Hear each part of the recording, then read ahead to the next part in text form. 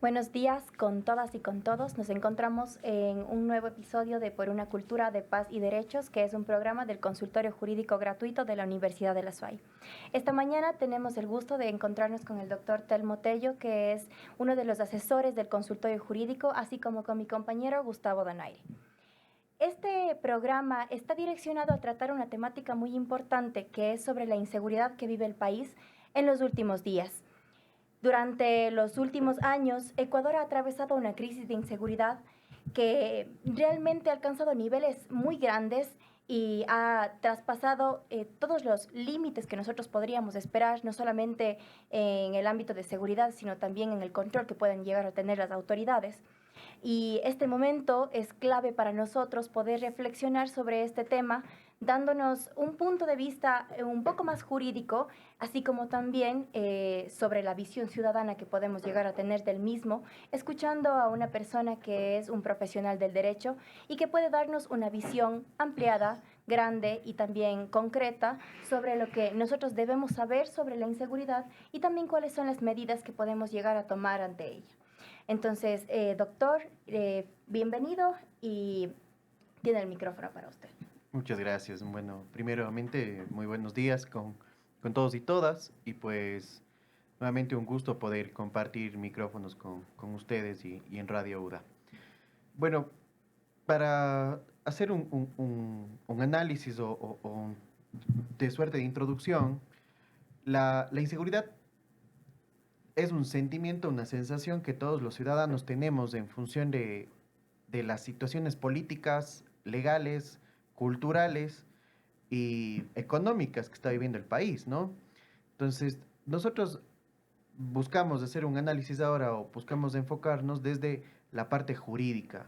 ¿Cuáles son estas inseguridades jurídicas que tenemos en el país? Que yo creo que es relevante establecer no solo la inseguridad que uno siente en la calle o que uno puede sentir en la sociedad, en su diario vivir, de tal vez me van a robar, me están extorsionando, el tema de la luz me complica porque no vemos una solución para esta situación de seguridad, pero también es importante analizarlo desde la inseguridad que tenemos como ciudadanos frente al Estado, frente a que no tenemos una respuesta positiva y efectiva por parte de entidades estatales como juzgados, fiscalías, policías, en cuanto yo acudo a una entidad y no encuentro esta solución a mi necesidad. No me dan, no me brindan seguridad, no siento que cuando tenga una necesidad voy a recurrir a fiscalía y fiscalía me va a dar esta solución, que el juzgado me va a dar una solución. Entonces, la inseguridad también está desde la institución, desde la institucionalidad, de entender que hay fiscales corruptos que se han visto involucrados en temas judiciales, tenemos jueces que han estado presos, que están presos, tenemos un director del Consejo de la Judicatura que está eh, atravesando por un sinfín de procesos, tenemos funcionarios públicos que deciden nuestra suerte o nuestra vida en función de los impuestos que pagamos y también están presos. Entonces tenemos una inseguridad no solo en la parte, como digo, desde el diario o el cotidiano, sino también desde la institucionalidad en lo corrompible o corruptible que es el individuo que está al cargo y que debería ser el que nos brinde seguridad, ¿no es cierto? Saber que, no, si voy al municipio de Cuenca, sé que no va a haber corrupción y me voy a sentir seguro en función de los procesos. Entonces, la inseguridad creo que se ha generalizado en función de todo esto.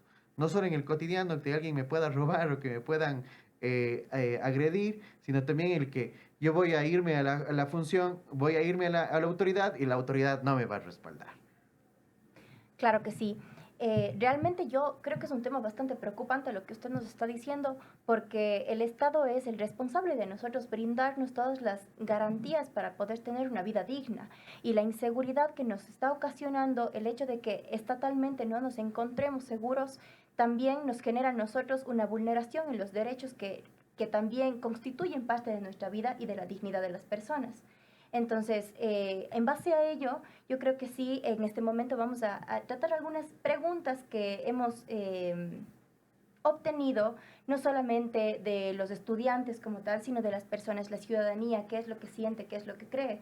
Entonces, Gustavo, bienvenido también. Este es el primer episodio que te tenemos acá. ¿Y cuál es tu opinión? ¿Cuál es lo que te respecta de ello? Bueno, primero que nada, buenos días con todos, buenos días con quienes compartimos micrófono, buenos días con los oyentes. Y claro, o sea, lo que dice el doctor Tello es muy válido. Diferentes tratadistas tratan que la crisis del Estado en realidad deviene de una previa crisis de institucionalidad. Es decir, el ciudadano de a pie no confía en que las instituciones del Estado le brinden seguridad jurídica, le brinden siquiera los servicios básicos como estamos viviendo ahora, ¿no? Ujú, sí. Entonces, en cuanto a una crisis que ha sobrepasado ya la delincuencia común, tenemos al crimen organizado transnacional metido en el contexto ecuatoriano, tenemos la crisis penitenciaria que deviene de una previa crisis de delincuencia organizada. Entonces, en ese sentido, recordando que el doctor Tello, bueno, es un especialista en el derecho penal, doctor, quisiera preguntarle, desde su experiencia, ¿cuáles cree que son las medidas legales más urgentes que se deben tomar ahora, bueno, que debe tomar el Ecuador como Estado para enfrentar la crisis de inseguridad?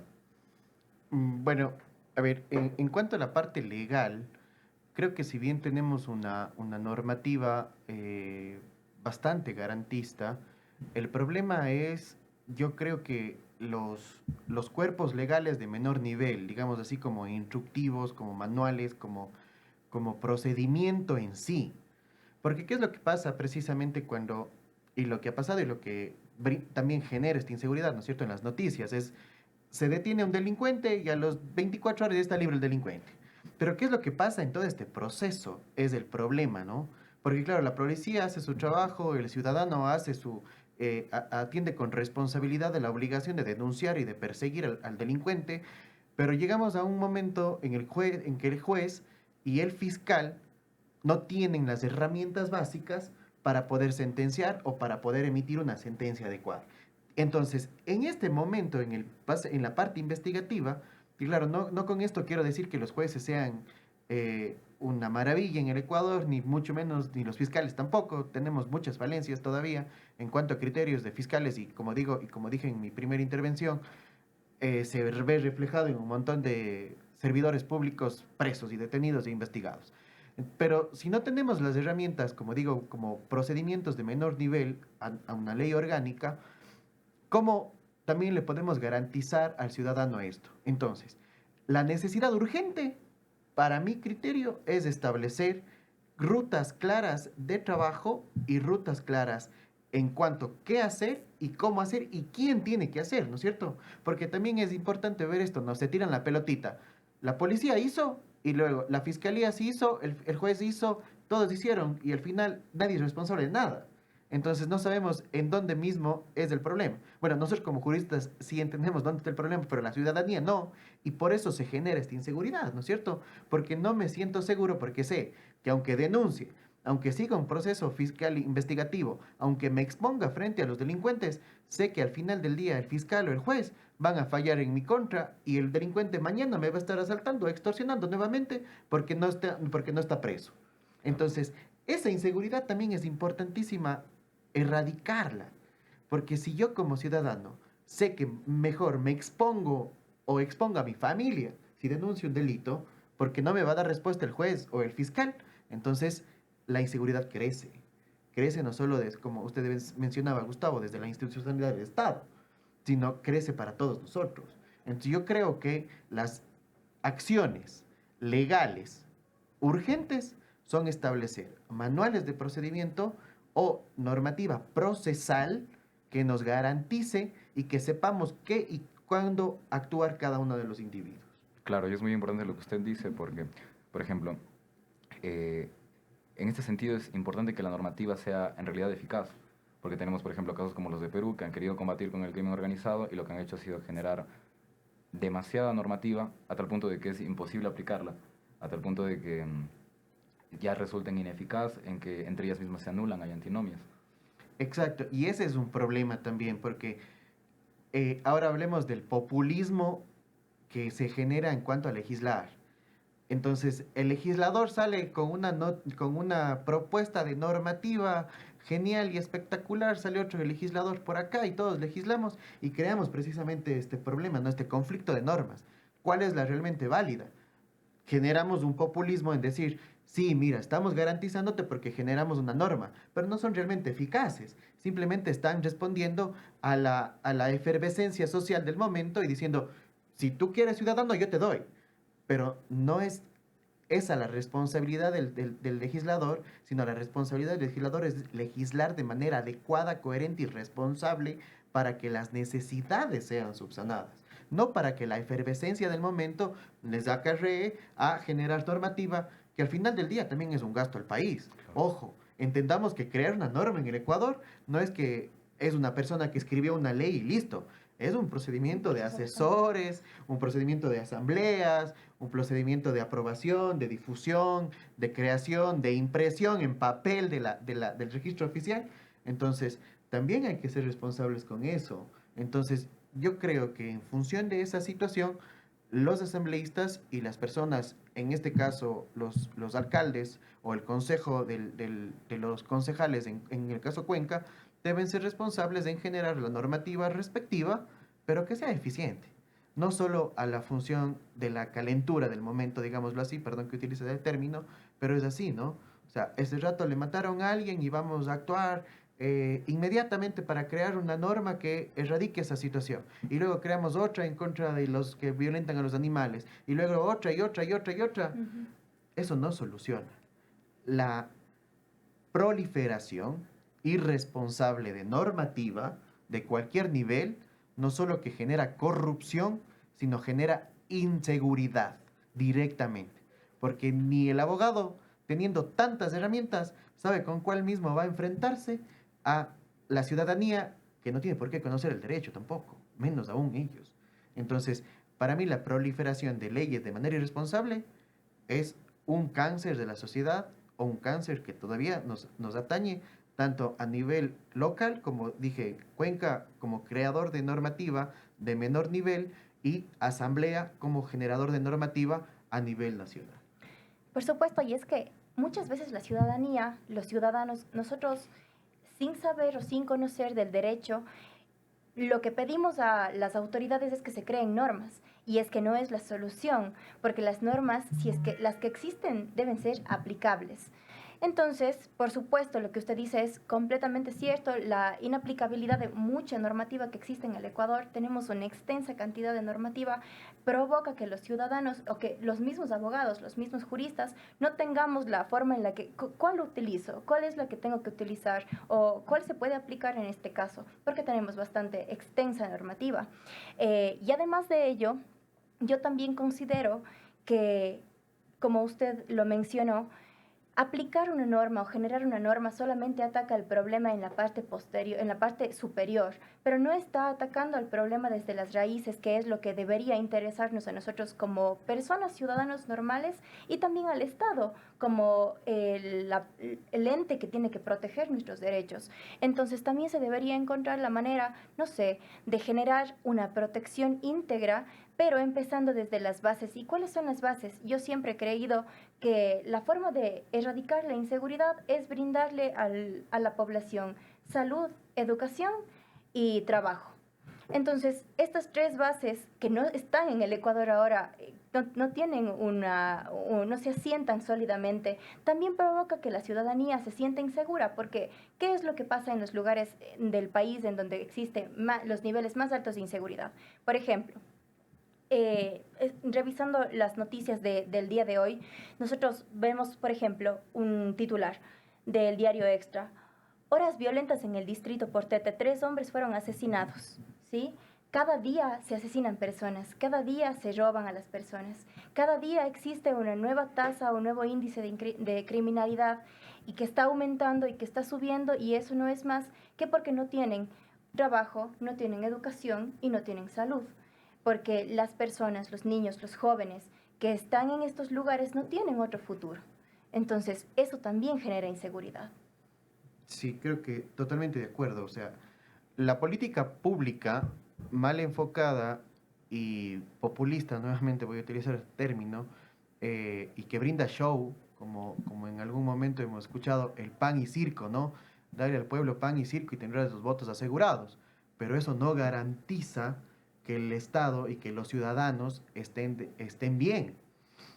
¿Qué pasa con un Estado y un Estado derrochador que lo que cumple precisamente es este populismo?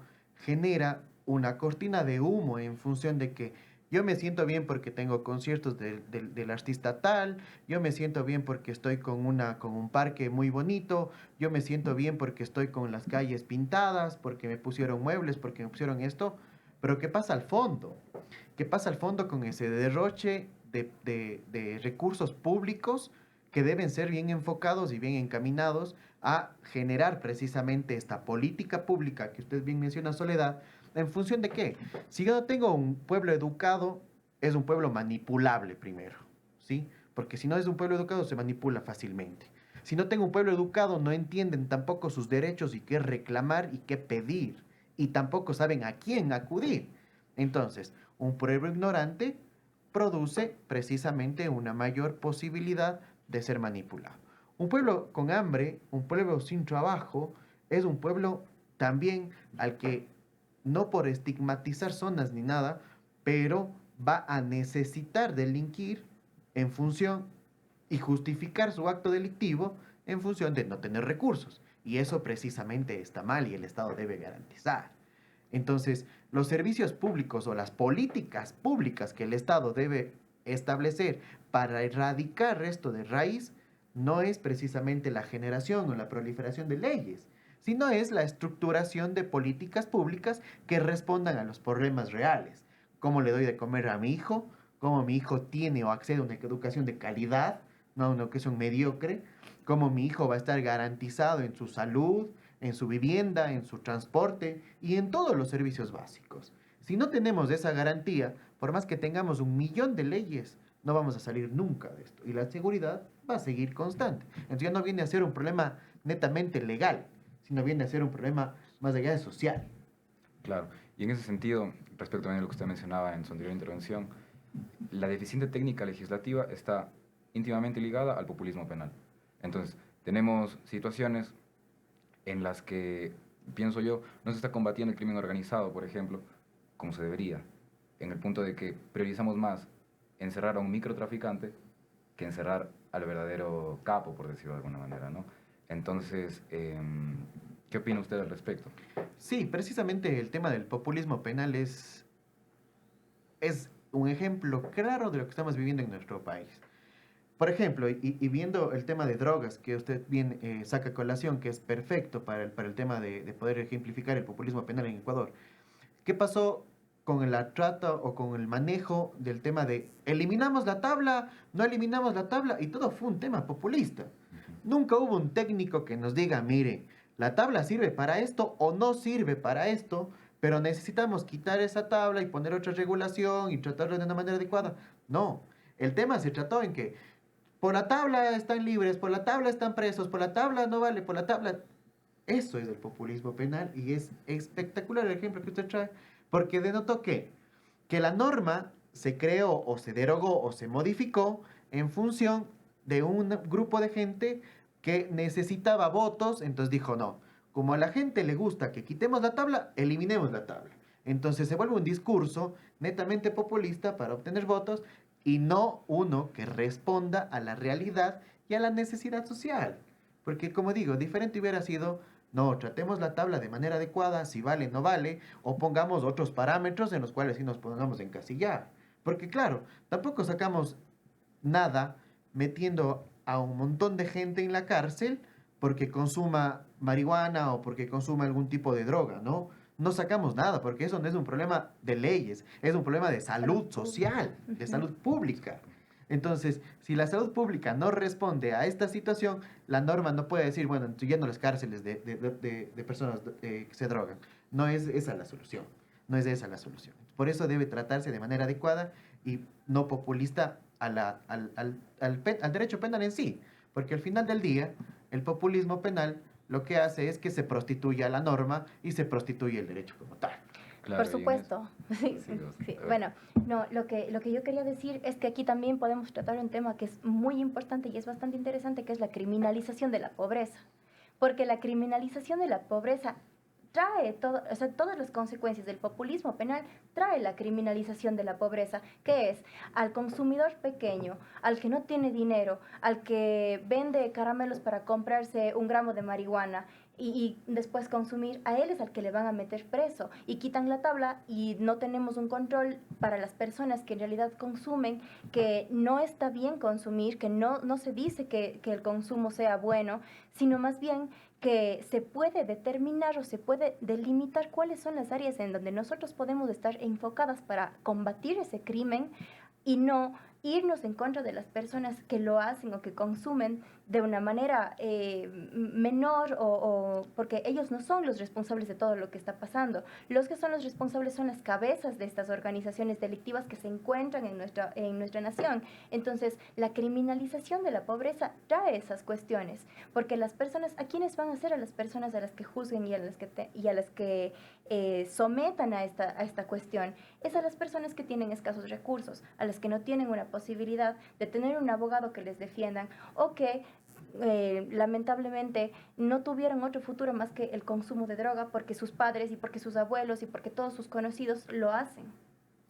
Claro que sí, y súper interesante el tema que toca Soledad, el tema de criminalizar la pobreza, ¿no? O sea, en nuestro país es común, en nuestro país es súper común y claro, los profesionales que estamos en el ejercicio diario del derecho penal al menos, entendemos y sabemos que el porcentaje, tal vez en un 90%, creo que me quedo corto inclusive con ese porcentaje, es gente de escasos recursos los que está presa.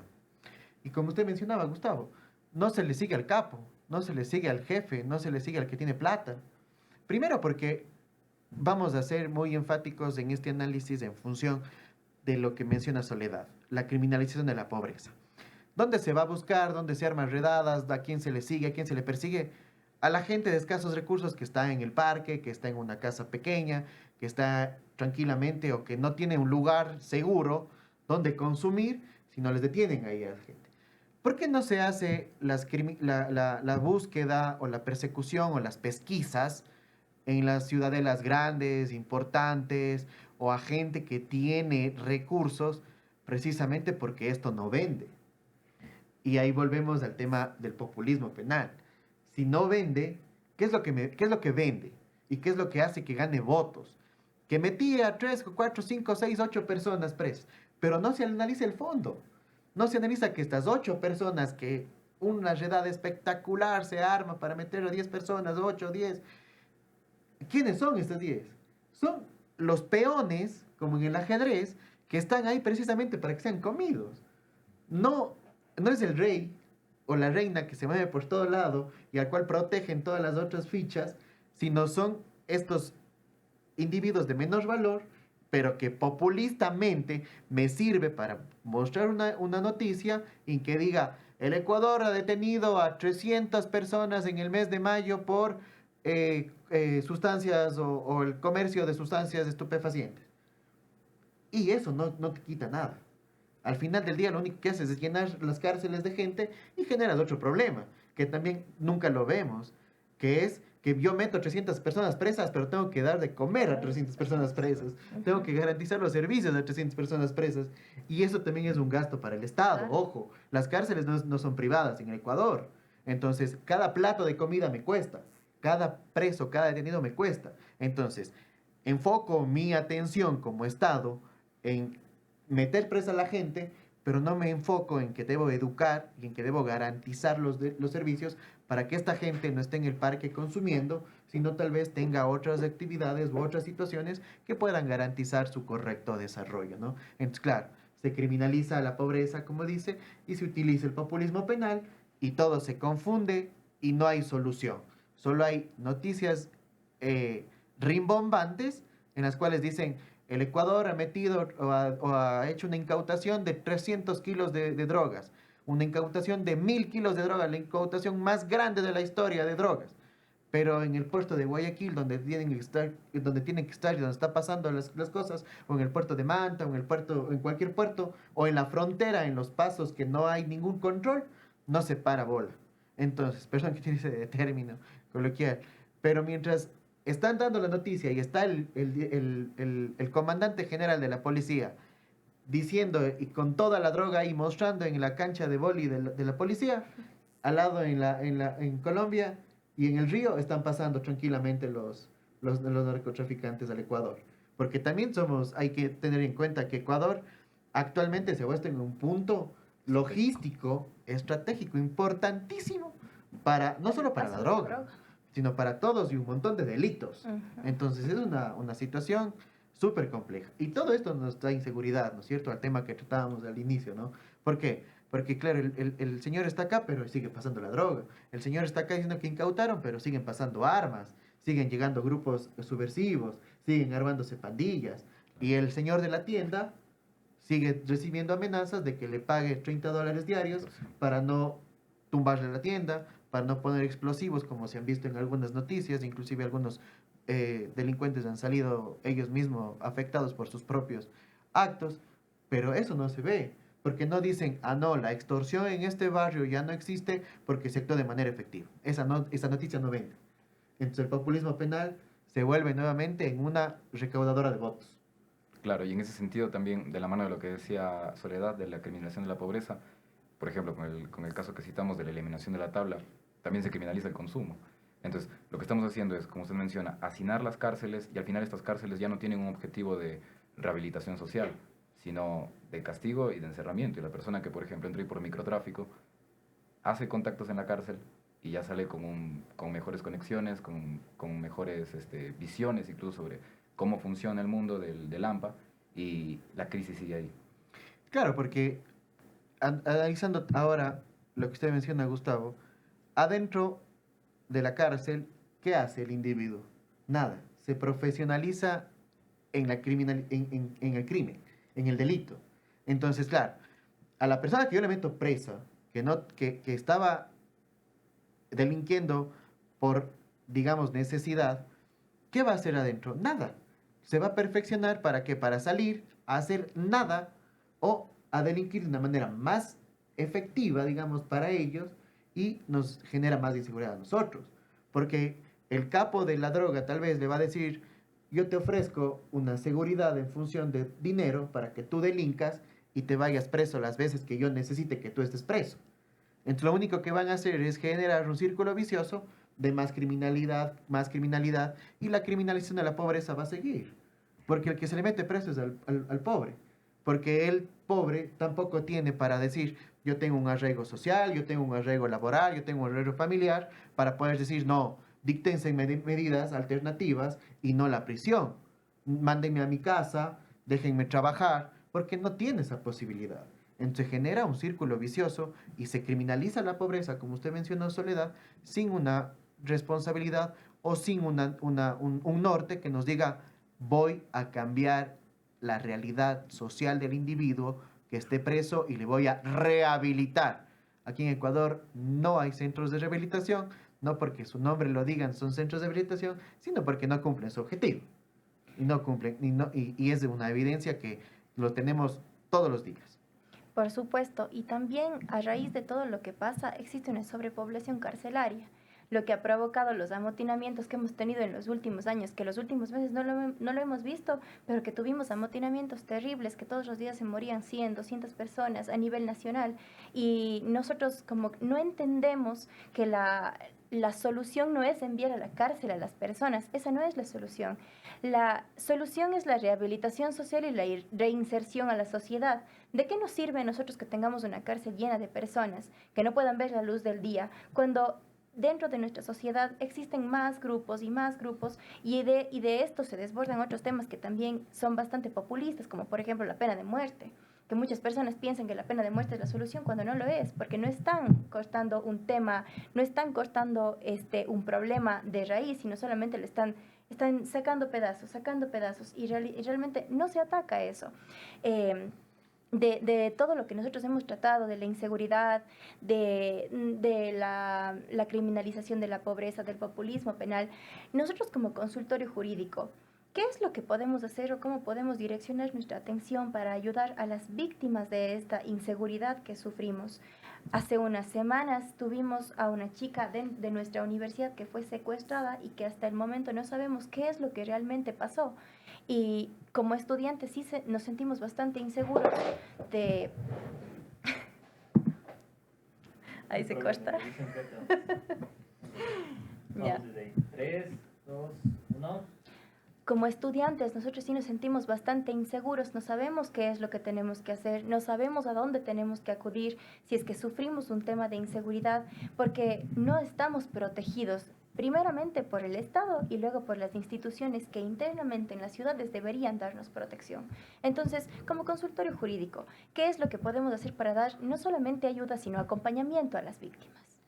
A ver, nosotros como estudio jurídico tenemos una línea de apoyo a toda persona que haya sido víctima de cualquier tipo de delito o de cualquier tipo de agresión, ¿sí?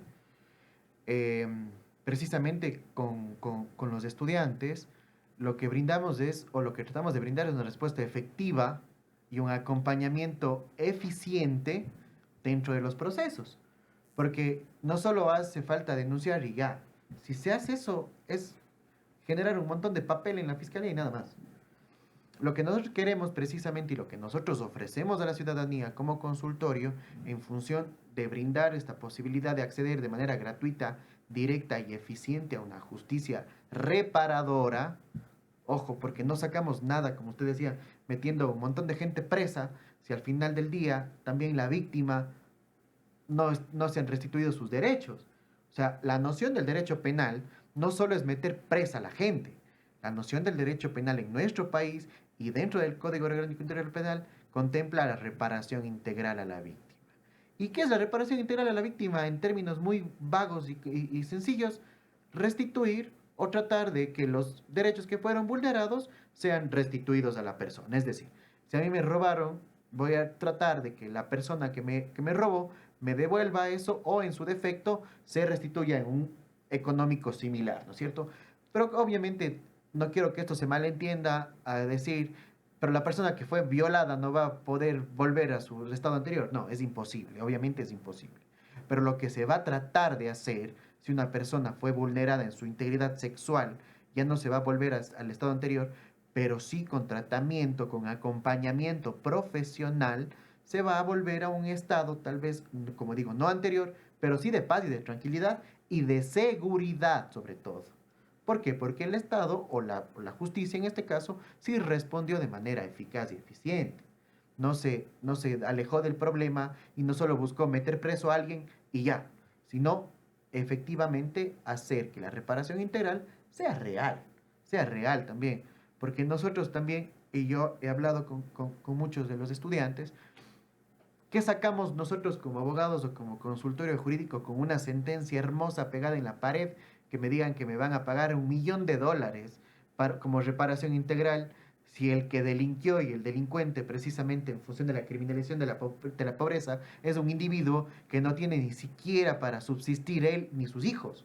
Entonces, ¿qué saco yo como consultorio jurídico, como digo, con una sentencia que diga se le condena al individuo a 30 años de cárcel más $1.000.000 en indemnización a la víctima? Eso es irreal. No saco nada más que tener una sentencia para pegar en la pared. Lo que se debe buscar es que las entidades estatales, en nuestras peticiones como abogados, que eso es lo que inculcamos nosotros a ustedes, sean reales y eficientes. Entonces, pedir que sea el Estado el que responda, pedir que sea el Estado el que brinde los servicios de salud a las personas que estuvieron violentadas y también al violentador. Porque una persona que estuvo bajo efectos psicotrópicos y cometió un delito, ¿qué es lo que necesita? Rehabilitación. Pero rehabilitación de salud, no solo la rehabilitación de estar preso 1 año, 2, 3, 20 en la cárcel. Entonces, nosotros tenemos que enfocarnos en que nuestras peticiones como abogados sean reales para que el Estado responda frente a una víctima que no tuvo que estar en ningún momento en un proceso penal, pues, ¿no es cierto? Y precisamente sea los quienes protegemos y velamos por esa situación. Entonces, nuestra respuesta o nuestra oferta a la sociedad desde el consultorio jurídico es precisamente eso: brindar servicios de calidad y acompañamientos responsables frente a las necesidades de las víctimas que tengamos y generar profesionales con responsabilidad social y que enfrenten de manera adecuada los procesos y que garanticen de manera idónea el acceso a la justicia. Porque no sacamos nada generando 100 profesionales que tengan un cartón y que no entiendan que está mal aplicar el derecho de una manera irresponsable. Claro, lo que usted dice es muy importante sobre la víctima.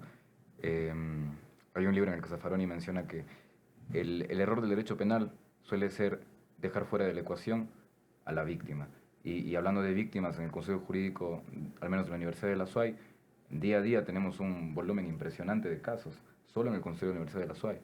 Entonces, no estamos teniendo en cuenta, por ejemplo, el de la Universidad de Cuenca, el de la Universidad Politécnica Salesiana, de la Universidad Católica de Cuenca. Entonces, yo también considero que el análisis que usted hace es certero y en ese sentido, quizá usted considera, de lo que usted ha podido ver, las limitaciones que pone Defensoría Pública a los consejos jurídicos gratuitos, quizá poder salirse de ese molde sería alguna ventaja. Yo creo que las limitaciones que nos ha puesto Defensoría Pública en ciertas situaciones son extemporáneas. Extemporáneas porque la realidad actual y la necesidad actual ya no responden a cuando se creó la norma, ¿no es cierto? O los reglamentos que nos rigen. Entonces deben ser modificados. Como usted dice, en la experiencia, Gustavo, ustedes como estudiantes se dan cuenta ya la gran cantidad de gente que llega a pedir ayuda, a pedir colaboración, a pedir que les colaboremos con algo. Y mucha gente la tenemos que decir que no podemos precisamente por estas limitaciones. No porque no querramos o no puedan, pero simplemente por estos reglamentos que, como digo, están extemporáneos y están obsoletos en muchos casos, porque la norma debe evolucionar como evoluciona la necesidad social, ¿no es cierto? Porque si la norma no me responde a la necesidad social, ya no sirve. Es obsoleta y se queda en un papel muerto, que lo que me va a hacer es generar un problema. El problema que precisamente usted menciona, Gustavo.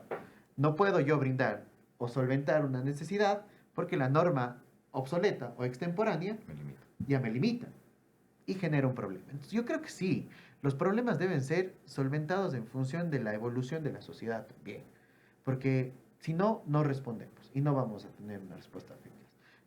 Pero creo que igual, en función de lo que nosotros podamos hacer en el consultorio con ustedes y a través de ustedes como estudiantes, siempre es importante poder brindar al menos este primer soporte a la persona que llega y encaminarle de manera adecuada a que pueda solventar su proceso. Sí. Sí, doctor. Realmente todo lo que hemos tratado ha sido bastante importante, e interesante para lo que nosotros, el tema que estamos dando en este momento. Y es que yo quisiera preguntarle a usted o decirle más que nada que se dirija a la ciudadanía y que le dé como un consejo o cuáles serían las formas, las medidas, no en la que se pueda combatir, porque como mencionamos, el Estado es el encargado y el que debe combatir la inseguridad, la criminalidad. Todo lo que está sucediendo es una cuestión netamente institucional y estatal. Pero, ¿qué es lo que la ciudadanía puede hacer para estar preparada o para encontrarse en una situación ya no tan como que ahora a nosotros nos ha dado como ya no estamos, no nos sorprende nada, porque todo puede pasar. Entonces eso también está mal, porque hay cosas que no son normales, que no son normales, pero se vuelven comunes. Entonces, ¿qué es lo que usted le podría decir a la ciudadanía respecto a la inseguridad para encontrarse un poco como que más, no tranquila, sino al tanto de lo que está pasando? Bueno, yo creo que lo primero que siempre recomiendo en función es ser solidarios. O sea, no perder esta noción de solidaridad en función de cuidarnos todos, en función de no hacernos los desentendidos o de oídos sordos frente al cometimiento de delitos y frente a saber que se están violando derechos. También el inculcar valores, que se ha perdido terriblemente la cantidad de valores en el Ecuador, en el país. La palabra ya no sirve para nada y esto es terrible en función de los compromisos que se ven cada vez menos cumplidos, porque ya no sirve ser una persona cumplida. Y se le denota a la persona cumplida, responsable, honesta, como, perdón que utilice esta palabra, pero como el gil, y no como el bueno. El bueno para la sociedad viene a ser el que delinque, el que roba, el que es el sapo, el que es el avión, el que es el que obtiene todas las cosas saltándose pasos, metiéndose en la fila, metiéndose en esas cosas, ¿no? O sea, creo que eso también es importante. Desde la solidaridad, entender que si yo no puedo ayudar a alguien, si yo no brindo mi apoyo a alguien, eso me va a generar un problema mañana. Porque si dejo que le roben a una persona y este individuo delincuente sale o sigue en la libertad, capaz que mañana me toca a mí sufrir los efectos, capaz que un familiar mío. Entonces, ser solidarios, cuidarnos entre todos. Entender también que, claro, frente a lo que hemos conversado de un Estado y de una política ineficaz e ineficiente que tenemos, que venimos acarreando desde varios años, no solo desde este año, sino desde hace varios años, los únicos que tenemos la posibilidad de cuidarnos somos nosotros mismos, como en casa, como siendo responsables con nosotros y siendo responsables en todo, porque, como digo, si dejamos pasar o dejamos que se cometan cosas, también somos parte del problema, porque estamos dejando que esto se constituya en una cotidianidad de delitos. Y dejamos pasar, porque tal vez, como no me toca a mí, como no me pega a mí, como no me roban a mí, como no me pasa a mí, no me importa. Y eso genera precisamente esta inseguridad. Porque si no me importa, y si no me cuido, y si no brindo esa solidaridad al resto de personas, por más que hayan abogados, por más que haya policía, por más que haya lo que haya, si no somos solidarios entre nosotros, no vamos a poder avanzar. Yo creo que debemos entender eso, desde la solidaridad como una de las respuestas principales y primeras para cualquier situación. Eh, Terminamos. sí. Entonces, despídete, haz la última y yo me despido dando el nombre, la dirección del consultorio y lo demás. Entonces, Adela iba a dar usted como una conclusión, ¿no? Por eso, dile vos, responde al doctor, pídele que dé la conclusión y yo digo el final. Yo doy un chiquito. Usted conclusión y usted final. Ya. Ya, entonces empezaría usted. No, tú dale la introducción a él. Dile que hemos tratado todo esto y que, doctor, quisiéramos tener una conclusión del tema. Y usted concluye. Ya, ok. ¿Ya?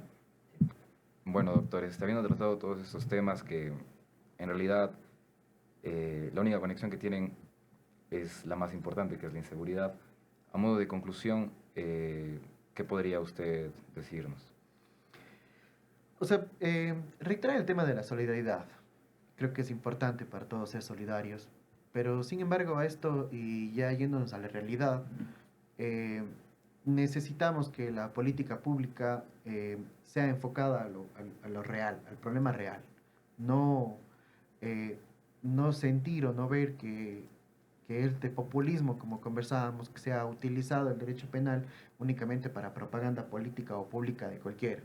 Y responder de manera adecuada y eficaz es siendo también profesionalmente responsables nosotros como abogados.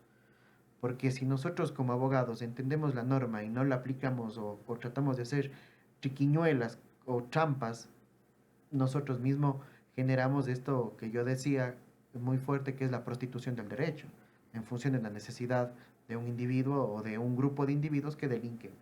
Entonces, yo creo que es de eso. Yo creo que debemos nosotros como ciudadanos ser solidarios, ser responsables y tratar de inculcar, no permitir que se manche nuestra profesión como abogados tampoco y que esto no genere problemas a la sociedad en sí.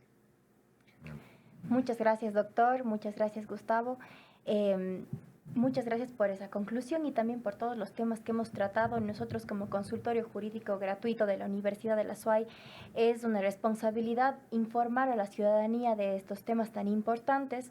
Así que de esta manera concluimos este capítulo y les invitamos a todos a visitar el consultorio jurídico gratuito de la Universidad de la SUAY que se encuentra en la avenida Fray Vicente Solano y Tadeo Torres.